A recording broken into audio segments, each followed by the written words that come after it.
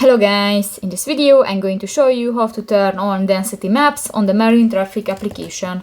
But first of all, I just want to mention, please don't forget to subscribe to our channel, because at 100,000 subscribers we are going to show you our YouTube revenue statistics and growth strategy, how to make money online. So let's jump into it.